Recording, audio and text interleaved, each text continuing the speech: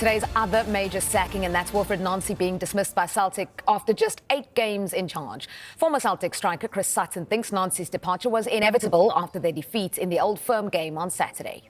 Glasgow's wild as a footballing city. We saw Russell Martin at Rangers lose his job. He had more time than Wilfried Nancy.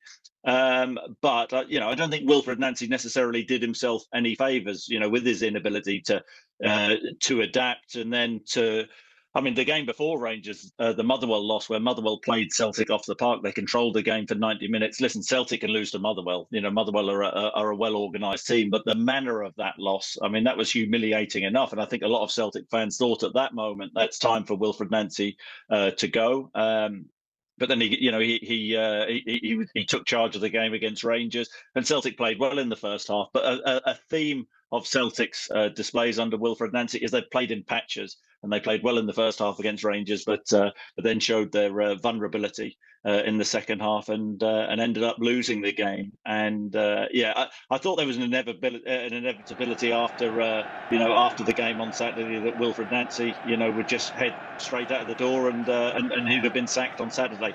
That didn't happen. They've taken the time a little bit, and I suppose for Celtic it's what's next. But I think it's the right decision because Celtic have to give themselves the best possible chance of winning the Scottish Premiership, and I think the best possible chance is to get somebody else in. It certainly puts Celtic under pressure now in having to move quick in terms of recruitment, because there's absolutely no doubt that this squad needs strengthening in January and strengthening quickly. And then, of course, what happens next? Will it be a return for Martin O'Neill? Will Sean Maloney be part of that team? I suspect he will be, but it's all about Celtic just concentrating on winning the Scottish Premiership now, and of course it looks like it's going to be a 3-horse race in that respect. But I think that the decision today was the right decision. Maybe myself, like a lot of Celtic fans, just thought it would happen after the game against Rangers. It didn't, but they've been decisive enough, the club have.